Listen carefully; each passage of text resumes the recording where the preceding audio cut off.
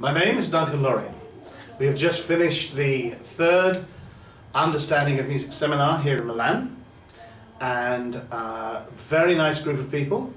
We had a whole bunch of people who couldn't play, mostly beginners, and everyone by the end of the weekend was playing the beginning of some Bach hands together, and we've just sent away many happy people. That is the hardest thing for people to understand about the seminar. Normally when something sounds too good to be true, it turns out to be too good to be true. But sometimes things genuinely are possible, and I've been teaching this way for 50 years. I've taught over 31,000 students. I have 31,000 graduates. I use a very different technique for teaching music. It's not based on memory or having a great gift or ability. It's based on understanding each step and building on that step to the next step. It's like building strong foundations. We explain a concept, we make certain everyone understands it, that they can demonstrate it. Then we go to the next step and the next step. People learn all their scales, they learn all their chords, they know all their notes on both keyboard and guitar. They're playing music, they're playing hands together, but most importantly, they understand what they're doing. I think the biggest reason for this is that every time something comes along that is new, there is much resistance to anything that is new. We can talk about people from history.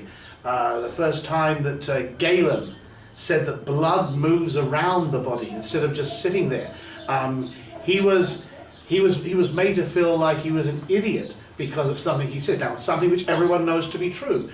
Every time something comes along that's a little new in its concept, it takes time for people to accept it. But in actuality, I'm not teaching something that's new.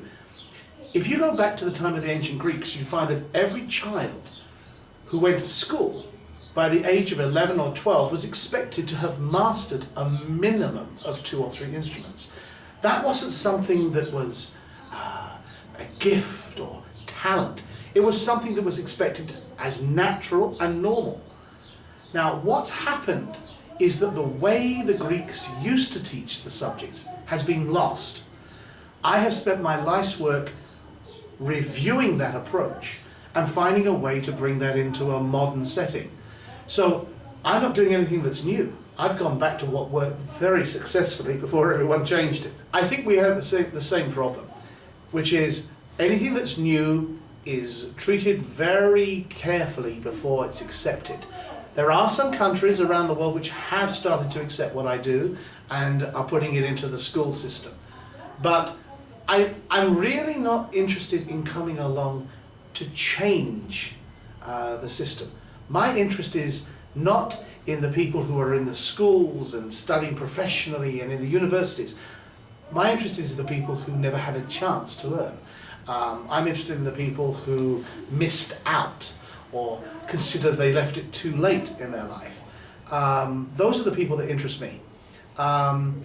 You know, the schools can have the 1 or 2% who manage to get in through their entry exams. I'll take the other 98%. I think what's important is that anyone should be able to add the language of music to their life. If you go back 150 years to the time of the Victorians, what do you discover? Families used to gather around a piano or pick up violins. Everyone played.